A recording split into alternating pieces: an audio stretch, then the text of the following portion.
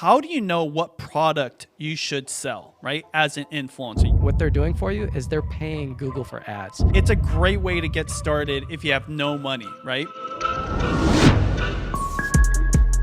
Want a copy of YouTube Secrets audiobook for free? Right now, when you sign up for a free 30-day trial of Audible, you can also get a complimentary copy of the #1 best-selling YouTube strategy book in the world. Download your copy today at tubesecretsaudio.com. You started from a place of passion, but what would be your, quick tips or takeaways from your experience about how to choose what product, and should you choose one product at first or a whole bunch? It depends on where you want to go with it. I mean, one quick one would be, since you don't have the supply chain, because there's a whole nother discussion behind how to get the products and, boats and planes and all kinds of other stuff. So right now, the Amazon influencer program, where you're able to do an affiliate program and earn 2 to 4% depending on the item, that gives you at least a what I call branded. So we sell branded goods, and then we sell what we call private label. Branded is your big brands, Sony, Blackmagic, all these brands. But then if you see something that's running, or you can develop an accessory for that, like right now, we're selling a lot of these Blackmagic A10 minis. What we did find is a little stand, a 3D printed stand that we're about ready to go make 1,000 of in China, because it's just a little 3D printed part, but people need it. And so that to me is a product. And again, it's out of necessity, because we're seeing people say, hey, my unit's getting too hot, it's overheating, what can I do about it? And so it's just by listening and using the products themselves. There's so many different options, right? You mentioned private label, you mentioned branded products. You can start off with your own merch. What would be some suggestions or routes you want to take in terms of where to start selling your first products? And maybe bring us back to when you first started selling things online. Yeah, I was a little bit lucky, because I had a company that I worked for that had an audience, and I kind of stepped right into the role. But a lot of it was going into the forums, and that's where I was able to produce, get the questions, produce the videos, and then get traction to the website. And so we built a small Yahoo store. That's where we first started putting a few things. I mean, there wasn't even a whole, I think maybe there was 20 products. But yeah, those links from the forums, I mean, I could watch them come in. I could watch people come in, and it would also make the phone ring. And so nowadays, I'd say if I had somebody else who already had that infrastructure set up, I would try to either pair up with them, because a lot of the stuff is hard to set up initially, like taking credit card authorizations and all that stuff. So PayPal's an easy way. If you don't want to get too crazy, you can just put up stuff on eBay. I've got over 20,000 feedback at 100% right now on eBay, and it started my account's 20 years old on eBay. So selling on eBay is still a thing. I mean, as weird as that sounds, because what they're doing for you is they're paying Google for ads. So don't forget about the power of why you're giving those guys a commission. So if you sell something on eBay, you're looking at about 10% by the time fees and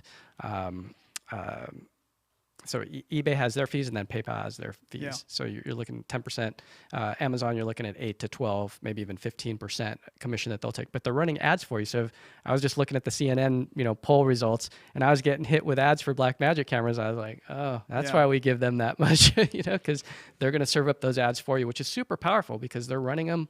They're doing it's a lot of work, It's a huge investment, and that's what usually stops people. Funny enough, when I searched how to sell products online, what popped up was people garage selling or thrifting. This is why I thought it was ironic that you mentioned your first experience with just selling on eBay. It's a great way to get started if you have no money, right? Because right now, especially, I've heard that used car salesmen are doing really well for whatever reason. If you're willing to hustle and buy things from people right now, because there are some hard times. People are trying to unload assets of theirs or things that they have laying around the house for some extra cash. You can go ahead and flip that. So let's talk a little bit about that, and then get right into kind of the next level, right? Working with merch sites or trying to get a wholesale partnership. Yeah, I've seen some crazy stuff at like Big Lots and some of these local stores where you just scan it and look it up on the Amazon app, and you can see what they're going for. And so I've found some stuff where it's like, oh, geez, I'll just grab all these.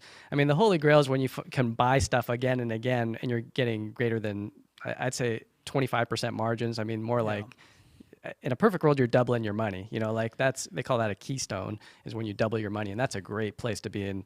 These guys in Storage Wars, sometimes they find like a whole, just cache of somebody who didn't sell through like some old product. And now all of a sudden they can bring it to market. So it's all a supply chain. Where do you get things from? Nowadays, I mean, Alibaba is a great place to get, like fidget spinners, a good example. It had a product life cycle where it was super popular at the beginning, and basically after a while, the market got saturated. So you want to be aware of where you're at in that cycle, because you don't want to get caught at the end. You don't want to be holding on to, I made this mistake with pocket bikes. You remember those little motorcycles? Yeah. Man, I was bringing in pallets of those things and wound up selling the last few at a garage sale in front of my house, and that was my profit was dwindled at the end because I didn't sell my last couple. And that was one of the points that we discussed before we even started the show, was a lot of your profit is in those last couple, because a great thing to do is you learn to use Excel really well. At least know enough how to do multiplication and run scenarios where it's like best case scenario and then worst case scenario. Like, what happens if I sell 10? What happens if I only sell 5 and get stuck with the other 5? Because why do all that effort if all the profit's in the last 5 and you don't sell those last 5? They wind up sitting in the garage collecting dust. I know a lot of people who've bought a lot of books. They wrote a book and they still have a garage full of them because they didn't move through. And so that's when, there's other deals that you can make with people to give away your book for free, or just find another outlet for it. So, I mean, what I'm hearing, because I'm not really a numbers guy, but I understand the importance of numbers. If you're good with math, you should definitely do the calculations. Like you said, pull out your phone if you're thrifting or you're at a wholesale kind of store, and figure out, is there a margin, right? And then how many can you afford to buy, and how many do you realistically think you can sell? The other step for somebody that maybe isn't is starting out small. I've heard a strategy from somebody recently who actually helps develop products. They said, there is that strategy, just make it more exclusive. So if you're an influencer, rather than trying to sell 1,000 of something or 10,000 of a product, just start out with 10, right? Or 100. Even if you don't make a profit, like, you're going to learn so much from that process that when you do go from 10 to 11, you'll make a little bit more profit, right? And there's something to be said about starting to build a team. For example, when I'm going to start a business, I'm not always thinking I need to make a profit in 1 week or in 1 month or even 1 year. If I can just build the foundation, then it's going to help me make massive profits later.